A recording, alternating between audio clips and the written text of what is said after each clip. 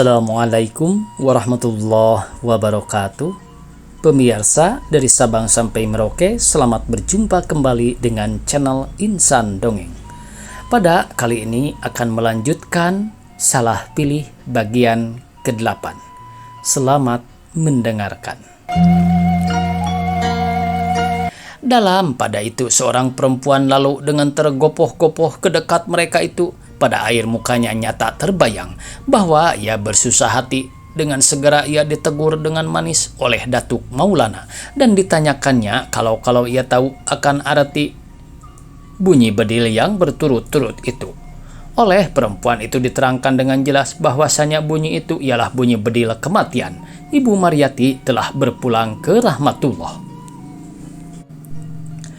Inna lillahi wa inna ilaihi raji'un, kata Datuk Maulana dan Baginda Sati sekaligus. Sekarang bagaimana engkau? Kata Baginda Sati pula. Akan kita teruskan juga maksud kita tadi itu? Tidak, jawab Datuk Maulana dengan cepat. Kita mesti balik pulang, akan mengantarkan burung ini. Sudah itu kita pergi ke kubu melawat. Dengan bergesa-gesa kedua orang laki-laki itu pun pulang ke rumahnya. Demikian sekalian orang yang telah mendengar bunyi bedil itu bertanya-tanya, lalu segera menghentikan kerjanya masing-masing dan pergi ke rumah gadang. Ketika Datuk Maulana dan Baginda Sati sampai ke sana, didapatinya mayat sudah dibujur di ruang tengah. Di atas kasur besar yang berlapis-lapis, kira-kira tengah 2 hasta tingginya, ia diselimuti dengan beberapa lapis kain yang mahal-mahal harganya. Beberapa orang laki-laki sudah duduk di kepala rumah sambil mempercakapkan apa-apa yang perlu disediakan untuk si mati itu. Dan beberapa perempuan bersimpuh berkelompok-kelompok sekeliling mayat itu. Ada yang meratap, ada yang termenung dengan sedih, dan ada pula yang menghiburkan hati orang yang sangat berduka cita itu. Sementara itu, beberapa laki-laki menyediakan kubur dalam pekarangan. Beberapa lama kemudian mayat itu pun dimandikan dan dikafani karena kubur telah selesai dikerjakan. Ketika jenazah itu akan diangkat ke masjid, akan disembahyangkan, dan sudah itu akan dibawa ke kuburnya. Ketika itu bukan buatan gelumat tangis dan ratap, ada yang berguling-guling, ada yang merentak-rentak karena sangat sedih hatinya akan bercerai dengan ibu yang sangat dikasihinya itu. Bercerai takkan bertemu-temu lagi, ia turun dari rumah sekali itu takkan berbalik naik lagi. Akan asnah hatinya seolah-olah takkan dapat dihiburkan selama-lamanya, ia berguling-guling dan menjerit-jerit dengan sedihnya. Akhirnya ia pun berdiri, mayat yang dibawa orang itu dikejarnya, hendak ditahannya. Ia tidak cakap bercerai dengan ibu yang telah dimisalkannya bumi tempat dia berpijak dan langit tempat dia bernaung itu. Kalau tidak dipegang orang, sukanian ia diangkat ke kubur beserta jenazah orang tua itu. Siapa yang akan membelai-belai dia lagi? Siapa yang akan melindungi dirinya daripada segala macam ancaman? 7 malam orang mengaji Quran berturut-turut di rumah gadang untuk keselamatan ruh almarhum Ibu Maryati yang terhormat itu. Tiap-tiap habis mengaji dan membaca doa diadakan sedekah, makan minum dengan sepertinya, dan siang hari pun tidak kurang pula orang datang melawat dari jauh dan dekat karena almarhumah itu benar-benar terkenal karena kebaikannya dan kemurahan hatinya kepada sesama manusia selama hidupnya. Sekalian lat dan jamu itu dilayani oleh Ibu Liah dan Asnah sekuasa-kuasanya. Tentu saja dalam hal serupa itu tolong bantu orang setangga. Bahkan orang kampung yang patut-patut juga tiada boleh dilupakan. Adat bertolong-tolongan di dalam kesusahan masih hidup subur di dalam kampung dan negeri. Beras, kelapa, uang, dan lain-lain sebagainya amat banyak dibawa orang sebagai buah tangan melawat ke sana. Rangkayo, Salea serta kaumnya pun ada sehari 2 hari bermalam di rumah gadang akan menghiburkan hati anaknya dan menantunya. Kemudian ia tidak datang-datang lagi, dan Sania ia pun lebih memperhatikan dan mengamati dan mengamat-amati tingkah laku Ibu Liah dan Asnah selama dalam keadaan berkabung itu. Daripada membantu menyelenggarakan segala keperluan, sekali-sekali ada jua dia membawa jamu atau orang melawat duduk. Sekadar perbahasan, tetapi tutur katanya, perbuatannya, dan peranginya lebih mengherankan daripada menerima kesucian hati orang yang turut berduka cita itu. Ia berharap-harap supaya upacara melawat yang menghabiskan waktu dan harta itu lekas selesai, dan istimewa supaya ia segera dapat menguasai segala-galanya. Hal itu kelihatan nyata kepada Ibu Maria yang sengaja tinggal di rumah Gadang beberapa hari lamanya. Ia lebih memikirkan nasib Asnah kelak. Hati gadis itu selalu dihiburkannya dengan kasih sayang sehingga berkurang duka citanya. Setelah selesai helat menuju hari dan Asnah sudah berjanji akan datang ke Bayur bila terpaksa dan mesti keluar dari rumah Gadang itu, barulah ia pulang ke tempat kediamannya. "Baik, Ibu," kata Asnah di halaman. "Nasihat Ibu akan saya pegang teguh-teguh." Sesungguhnya pikiran Asnah tetap sudah akan berangkat dari situ, walaupun ia takkan sampai hati meninggalkan Asri di dalam tangan istrinya yang sombong itu. Tak mungkin keduanya akan hidup damai, tetapi apa boleh buat, ketika rumah Gadang telah lengang, Saniah benar-benar sudah memperlihatkan giginya, sudah lalu lalang, tak berkira-kira lagi ia melantaskan angannya dan melakukan kekerasannya terhadap kepada gadis itu. Sementara Asri ada di kantor, Asnah dipaksanya bekerja keras, mencuci pakaian dan cawan pinggan, menumbuk padi, bekerja di sawah, dan lain-lain. Sekaliannya dikerjakan oleh gadis itu dengan rela, rajin, dan baik. Tapi ia senantiasa kena caci maki dan hardik jua, dan jika Asri ada di rumah, tingkah laku Asnah dengan dia pun selalu diintai-intaikannya. Benar, perbuatan serupa itu tak tertahankan lagi olehnya. Dalam pada itu sikap Asri pun sudah berubah benar rupanya. Kerap kali ia sudah mengelak-elakan diri daripadanya, tidak pernah lagi hendak bercakap-cakap dengan dia. Apa sebabnya perubahan sedemikian tidak tersangka-sangka olehnya? Hanya ia percaya bahwa Asri sudah suka membiarkan dia keluar dari rumah itu. Barangkali sudah dikatakan oleh Saniah kepadanya dengan terus terang bahwa ia tidak berguna lagi tinggal di situ, dan perkataan itu tentu telah dibenarkan oleh Asri, sebab ia sudah jemu dan bosan bertengkar dan bercedera setiap hari. Jadi ia sudah menyerah diri saja supaya aman dan sentosa.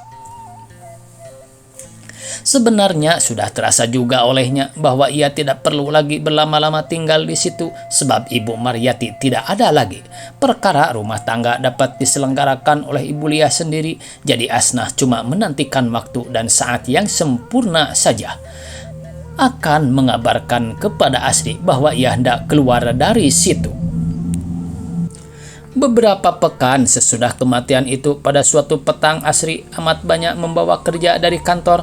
Waktu itu permulaan tahun, jadi surat-surat pajak harus mulai dikerjakan. Sesudah makan dan menukar pakaian, ia pun duduk di atas kursi menghadapi meja tulisnya, lalu bekerja dengan rajin. Hatinya senang sekali bekerja banyak itu dapat menghilang-hilangkan kesusahan dan kesedihannya. Tambahan pula kerja itu boleh menjadi dalih baginya akan menjauhkan diri daripada Saniah dan Asnah. Sejurus kemudian ia duduk dengan tidak bergerak-gerak. Ia pun memandang ke muka tenang-tenang, sedang kepalanya dipegangnya dengan kedua belah tangannya. Alangkah ganjil perubahan hidupnya dalam tengah 2 tahun itu. Pada sangkanya sudah lama betul ia kawin dengan Saniah, sudah bertahun-tahun. Ketika Ibu Liah masuk ke kamarnya, barulah ia terkejut daripada permenungan itu. Perempuan itu mengabarkan kepadanya bahwa Hasan Basri hendak bertemu dengan dia. Orang muda itu disuruhnya masuk, dan tiada berapa lama antaranya Hasan Basri pun hadir di hadapannya. "Hei saudara, Engku Hasan," kata Asri kepadanya serta bersalam dan menyilakan dia duduk di kursi. "Bila engkau datang dari Aceh, ada selamat, duduk, Engku Hasan, dan minum rokok saya ini." Sambil berkata demikian, disorongkannya lah tempat rokoknya ke hadapan sahabatnya itu. Seketika lamanya kedua mereka itu bercakap-cakap secara persahabatan saja. Akhirnya dimulailah oleh Hasan Basri menyatakan maksudnya dengan terus terang. "Engku," katanya, "saya tahu bahwa saya datang ini tidak pada waktu yang layak. Engku masih dalam duka cita atas kematian mendiang ibu engku yang tercinta itu. Dan air mata saya pun boleh dikatakan belum kering lagi atas kematian saudara saya pula. Ia meninggal di Kutaraja dalam bulan yang baru lalu ini, sebab kena peluru sesat. Engkau tahu bahwa perkara tembak-menembak di Aceh antara Serdadu dengan pejuang kemerdekaan perusuh, kata Belanda, masih jadi kebiasaan, bukan? Setelah ditanamkan mayatnya, saya pulang, baru kemarin malam saya tiba di rumah. Sungguh pun demikian, dengan segera saya datang kepada engkau kemari. Sebab saya pikir perkara yang hendak saya bicarakan ini penting sekali adanya. Penting bagi diri saya sendiri, engkau. Sehingga saya terpaksa hendak menerangkan hal itu lekas-lekas kepada engkau. Beri maaf saya, engkau, jika sekiranya kedatangan saya ini mengganggu pikiran dan kerja engkau," kata Hasan Basri dengan lemah lembut bermohon. Ia menarik napas pada mukanya yang jernih dan elok itu nyatalah gerak hatinya. "Mari kita sama-sama mengucapkan innalillahi wa inna ilaihi raji'un," kata Asri. "Dan sama-sama pula memberi maaf akan kesalahan mereka itu," sahut Hasan Basri dengan agak terharu. "Segala puji bagi Allah. Dan apa maksud kedatangan engkau ini?" kata Asri pula kepada Hasan Basri. "Lebih dahulu saya hendak menerangkan kepada engkau," sahut Hasan Basri, "bahwa perkeadaan saya sangat berubah oleh kematian saudara saya itu. Dengan tidak disangka-sangka saya sudah beroleh pusaka yang amat banyak. Toko di Kutaraja itu sudah jadi hak milik saya sendiri." Syukur, kata Asri dengan tiba-tiba. "Saya mengucapkan selamat atas bahagiaanku itu. Akan tetapi..." "Apa?" tanya Hasan Basri dengan agak terkejut. Tidak, terus, kata Asri. "Baik, saya mulai menerangkan maksud kedatangan saya ini, engkau. Sesungguhnya saya sudah melanggar adat semata-mata. Perkara yang belum dilakukan orang kita selama ini, saya perbuat sekarang. Kalau kepada orang lain takkan berani saya berbuat demikian. Niscaya saya akan ditertawakan orang dan aiblah nama saya selama-lamanya. Akan tetapi sebab saya tahu bahwa engkau bersifat terus terang, tak suka kepada adat pura-pura, dan karena saya setuju sekali dengan sifat engkau itu, maka saya pun tidak segan-segan dan malu-malu datang membukakan rahasia hati saya kepada engkau. Izinkan saya mengaku dengan terus terang, engkau Sultan Bendara, bahwa saya sudah lama menaruh cinta yang tulus dan ikhlas kepada Asnah, saudara angkat engkau itu. Dahulu saya tidak berani mengeluarkan perasaan hati saya itu, sebab ketika itu saya belum cakap lagi akan memelihara seseorang perempuan. Tidak sampai hati saya akan membiarkan seorang istri melarat dan sengsara di dalam tangan saya. Akan tetapi sekarang saya sudah dapat dan sanggup berumah tangga sendiri. Tentu saja sebelum saya melakukan permohonan saya ini, lebih dahulu saya harus menantikan engkau. Terlepas daripada duka cita kematian itu, akan tetapi beri maaf saya sekali lagi engkau jika perkataan saya terlanjur atau salah. Saya lihat dahulu istri engkau agak berselisih paham dengan Asnah, dan ketika saya bertemu di Padang dengan Kaharudin yang sudah tahu akan cita-cita saya itu, saya mendengar kabar daripadanya bahwa saudaranya dan bundanya berniat hendak menjauhkan Asnah dari rumah gadang ini. Hal itu dikabarkannya kepada saya dengan sungguh-sungguh, sebab ia khawatir kalau Asnah segera berangkat dari sini. Jadi karena harap akan berlaba dan cemas akan merugi engkau, hal itu menjadi sebab juga bagi saya akan datang kemari dengan lekas. Sekarang saya datang sudah. Saya berharap dengan sangat supaya permintaan saya engkau perkenankan. Engkau terima saya akan jadi orang semenda engkau. Akan beruntung dan berbahagia saya rasanya jika Asnah sudi dan percaya menyerahkan nasibnya kepada saya.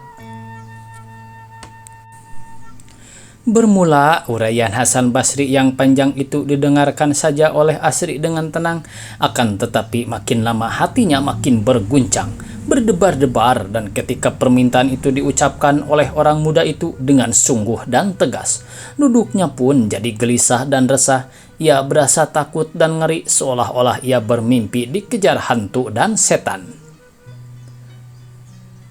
Jikalau sekiranya ia hendak berlaku lurus, mesti diakuinya bahwa permintaan itu suatu bahagia benar bagi Asnah.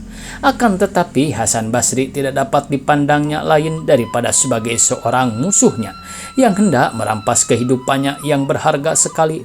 Dadanya jadi sesak dan hatinya duka bercampur berang, sehingga ia mau rasanya melompati dan mengenyahkannya dia keluar seperti anjing. Dan di dalam waktu yang sulit itu, barulah diketahuinya benar-benar bahwa ia teramat cinta kepada Asnah. Bukan sebagai cinta kakak laki-laki kepada adiknya, melainkan cinta yang gairah, sebagai cinta laki-laki kepada perempuan. Tambah lagi cinta itu disertai pula oleh perasaan persatuan yang tak terhingga, yang telah termateri di dalam batinnya semenjak kecil terhadap kepada gadis itu. Selama ini cinta itu tidak diindahkannya, melainkan ia selalu menampakkan persaudaraan sejak kepadanya. Sementara ia senantiasa mencari tempat hatinya di mana-mana, maka senantiasa pula perasaan hatinya dikabarkannya kepada Asnah belaka. Ketika itu perasaan yang dalam dan suci itu pun meredam di dalam sanubarinya. Ia tidak tahu dan ingat bahwa perasaan itu sudah memberi bahagia kepadanya, sehingga ia berasa senang dan sentosa setiap hari. Akan tetapi ketika cinta yang sejati itu diketahuinya ada pula di dalam kalbu anak gadis itu, ketika itu terlambat sudah. Ia telah terikat kepada perempuan lain yang tidak setuju di hatinya. Dan kini di hadapannya adalah duduk seorang laki-laki yang menyatakan cintanya pula kepada gadis itu. Dalam pada itu ia pun teringat akan perkataan ibunya yang penghabisan ketika ajalnya hendak sampai, yaitu bahwasanya dia sedianya baik sekali kawin dengan Asnah, sebab gadis itu amat layak baginya. Akan tetapi karena banyak pikiran dan karena ia selalu memandang ke atas, tidaklah terpikir dan tampak olehnya peri keadaan yang penting-penting sekelilingnya. Ingatan itu menambah pikiran Asri jadi kelam kabut. Benar, oleh karena banyak pikiran, ia tidak menampak segenap keadaan itu. Kini baru ia mengerti apa yang kerap kali menggelisahkan sukmanya dahulu itu. Nyaris ia berteriak memanggil Asnah, akan minta ampun kepadanya. Akan tetapi suaranya tidak keluar sebab ia terkejut mendengar perkataan sahabatnya.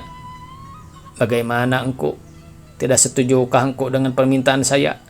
Hati saya jadi tak senang karena engkau berdiam diri saja, kata Hasan Basri. Asri menggagahi dirinya dengan sedapat-dapatnya. Tidak, bukan tidak setuju, melainkan saya terperanjat dan heran. Oleh karena saudara saya akan diusir orang dari rumah ini, sebagai kata engkau tadi itu. Tentu saja perkara itu takkan terjadi. Takkan saya izinkan, dan adat mana pula yang mencela seorang gadis tinggal di rumah orang tuanya atau dengan keluarga ibunya. Tidak, ia selalu di bawah perlindungan saya sebagai sedia kala. Tentang permintaan engkau itu, ya saya suka kepada engkau sebagai seorang sahabat saya. Engkau selalu saya hormati dan muliakan. Akan tetapi saya hendak bertanya lebih dahulu, adakah cinta engkau itu dibalas oleh Asnah? Hasan Basri menarik napas panjang sekali lagi. Sayang, perkara itu belum saya ketahui lagi. Dahulu Asnah selalu berlaku dengan manis kepada saya. Akan tetapi perasaan hatinya tidak nyata kepada saya. Sebab itu saya tidak dapat mengatakan adakah dia cinta pula kepada saya atau tidak. Sungguh pun demikian, saya berharap moga-moga ia sudi mengabulkan permintaan saya. walaupun ia agaknya tidak cinta benar kepada saya seperti saya cinta kepadanya. Asri jadi pusing, pemandangannya berputar-putar. Ia berharap sungguh-sungguh supaya permintaan itu ditolak oleh Asnah. Mudah-mudahan ditolaknya dengan tegas supaya ia dapat tinggal selalu di rumah gadang itu, supaya ia jangan jauh dari matanya. Wahai, takkan dapat ia bercerai dengan anak gadis itu. Dengan hati yang berdebar-debar, ia pun berkata pula, "Ya, lebih baik saya panggil adik saya itu, Engku Hasan, supaya permintaan itu boleh engkau lakukan kepadanya sendiri, sebab sesungguhnya sebagaimana perkataan engkau tadi, saya tidak suka kepada adat pura-pura. Dengan terus terang saya katakan, saya tidak dapat memperkenankan permintaan engkau jika Asnah tidak suka kepada engkau, dan kebalikannya saya pun tidak dapat menolak permintaan engkau itu jika Asnah sudi menyerahkan nasibnya kepada engkau, sebagai kata engkau tadi juga. Bahkan ya, jika ia suka bersuamikan engkau, jadi perkata itu saya serahkan kepadanya sendiri, sebab kepentingan dirinya sendiri, bukan?" Keras betul kata sambutan Asri itu, tetapi rupanya tidak terasa oleh orang muda yang telah kaya itu, sebab jawabnya, "Terima kasih engkau, buah pikiran engkau itu saya puji dan saya muliakan benar-benar, karena memang demikian hendaknya, supaya percampuran suami istri itu selamat dan baik, jangan mendatangkan sesal dan cedera akhir kelaknya." "Benar engkau," jawab Asri serta menggigit bibir. "Tunggu sebentar, saya panggil dia dahulu." "Belum sampai begitu benar lagi maksud saya engkau. Sekarang saya hanya hendak meninjau pikiran engkau saja dahulu, sekadar pembuka jalan tentang perkara meminang. Maaf, sekalipun saya bersifat terus terang juga, akan saya lakukan sepanjang adat. Nanti saya utus orang datang kemari. Ya, tapi agar hati engkau tetap dan senang. Lebih-lebih agar engkau tahu benar siapa saya ini. Baiklah engkau sendiri berunding dengan dia." "Sungguh-sungguh engkau izinkan?" kata Hasan Basri kepada Asri. Tentu saja," kata Asri. "Sekali lagi saya minta terima kasih kepada engkau atas kesucian hati engkau akan membiarkan saya bercakap-cakap dengan Asnah sedemikian. Moga-moga perkara itu akan baik jalannya." "Mudah-mudahan saja," kata Asri serta berseru kepada gadis itu. Sebentar antaranya Asnah pun datang. Mula-mula ia heran melihat kedua laki-laki yang menantikan dia itu. Akan tetapi ketika dipandanginya muka Asri yang pucat sebagai mayat itu, keheranannya itu pun bertukar dengan takut dan khawatir. Pada cahaya mata Asri tampak olehnya bahwa saudaranya itu ada menaruh perasaan duka cita dalam hatinya. "Apa kabar Kanda?" serunya dengan cepat serta berdiri ke sisi orang muda itu. "Apa yang terjadi?" "Tidak apa-apa Asnah, jangan gelisah," kata Asri dengan tersenyum. Akan tetapi senyum itu sangat menyakitkan hatinya. "Engkau Hasan Basri hendak berunding dengan engkau berhadap-hadapan?" Asnah memandang kepada Hasan Basri dengan heran. "Hendak berunding dengan saya?" katanya dengan gagap. "Ya Asnah," jawab Hasan Basri dengan hormat. "Saya berharap demikian." Dengan tiba-tiba tangan Asnah dipegang erat-erat oleh Asri sehingga berasa sakit padanya. "Aku biarkan engkau dengan engkau Hasan Basri berdua saja tinggal di sini Asnah," katanya dengan lemah lembut. Maka terpikir oleh Asnah bahwa dalam perkataannya itu ada tersembunyi suatu sumpah yang ngeri.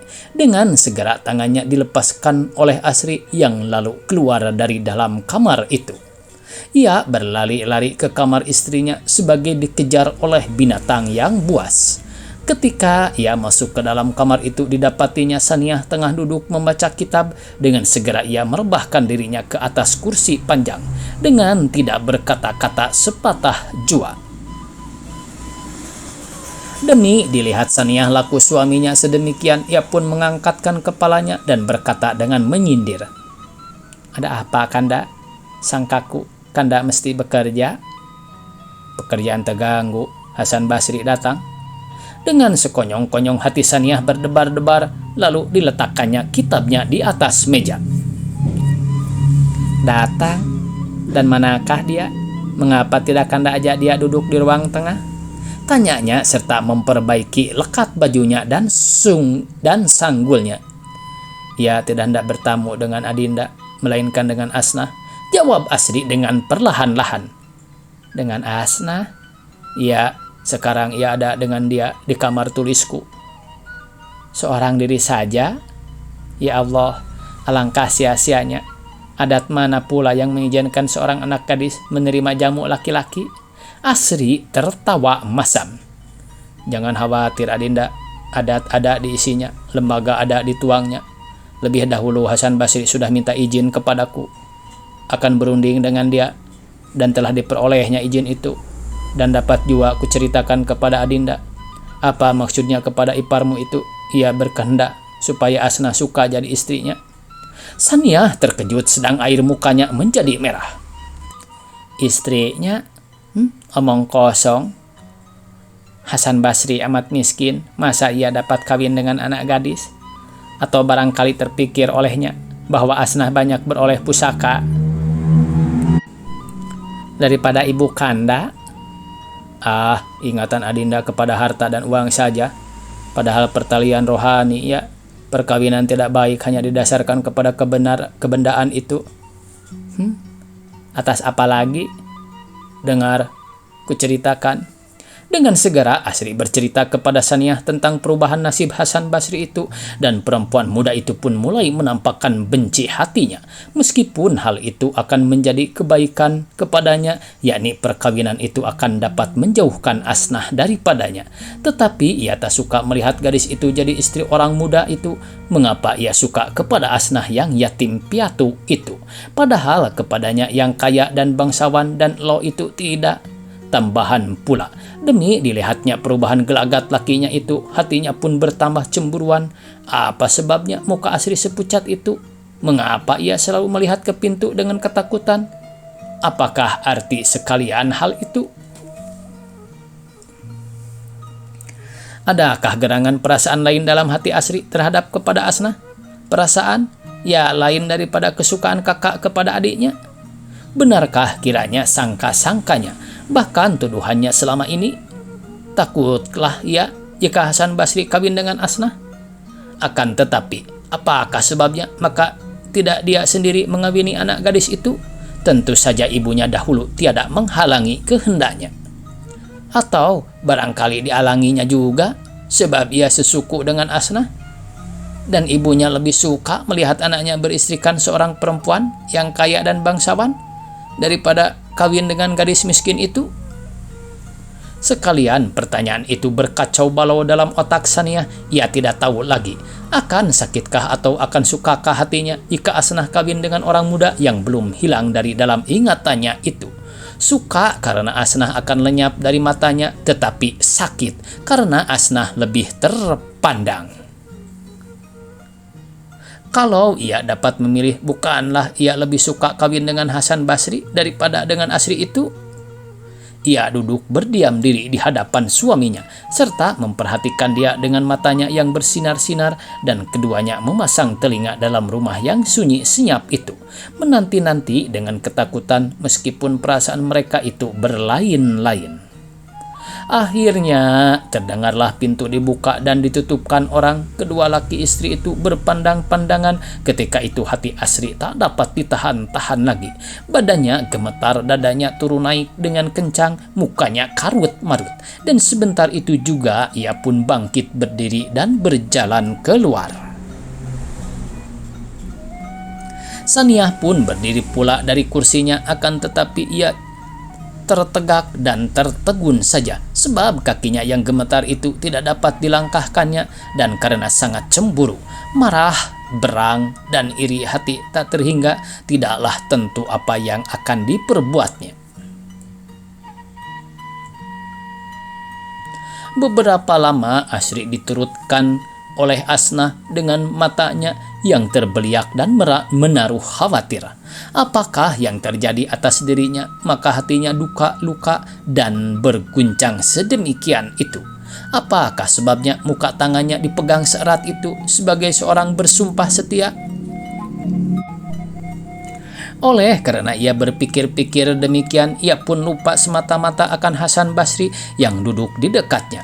Orang muda itu bangkit berdiri dari kursinya, maju selangkah ke muka, lalu berkata dengan manis serta menahan gairah hatinya, "Adinda, saya minta terima kasih banyak-banyak akan kesediaan hati Adinda menyambut kedatangan saya ini." Asnah berpaling kepada orang muda itu sambil berusaha melupakan Asri dari kenang-kenangannya.